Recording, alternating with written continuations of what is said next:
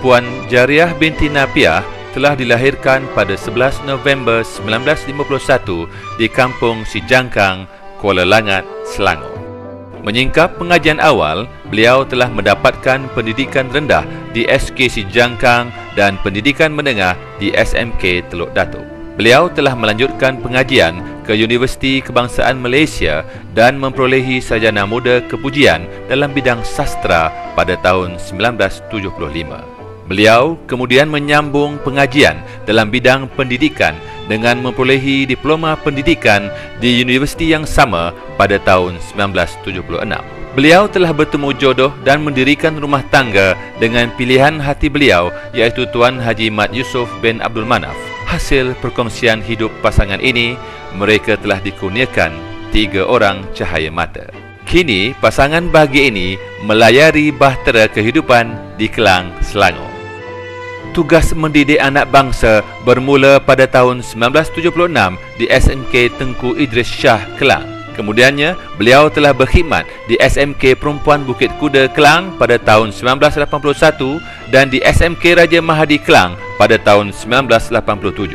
Pada tahun berikutnya, beliau telah dinaikkan pangkat sebagai penolong kanan hal ehwal murid di SMK Perempuan Methodist, Kelang dan seterusnya menjawat jawatan sebagai penolong kanan di SMK Convent, Kelang pada tahun 1994. Beliau telah dilantik sebagai pengetua pada tahun 1995 di SMK Sultan Abdul Samad, Banting dan seterusnya memegang tampuk kepimpinan di 3 buah sekolah, iaitu SMK Teluk Panglima Garang, SMK Datuk Hamzah Pelabuhan Kelang dan SMK Convent, Kelang.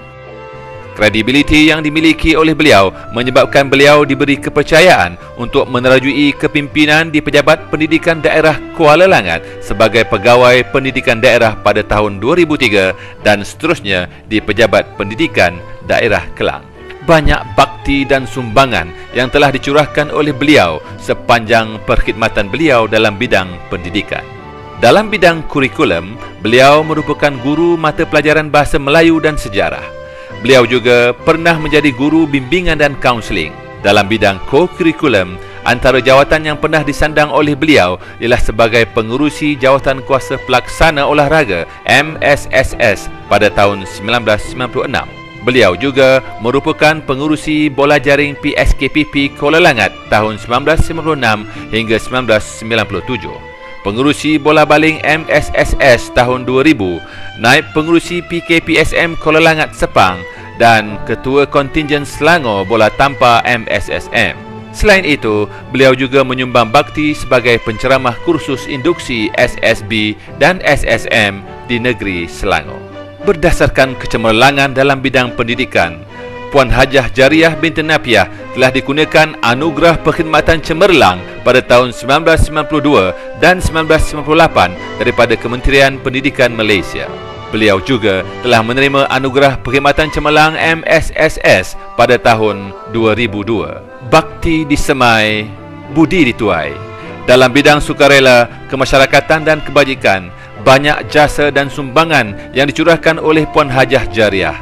Antara sumbangan beliau ialah sebagai penasihat Mahkamah Juvana Daerah Kelang, ahli jawatan kuasa Juvana Daerah Kelang, ahli jawatan kuasa penasihat kesihatan Teluk Panglima Garang dan ahli jawatan kuasa Adun Sijangkang.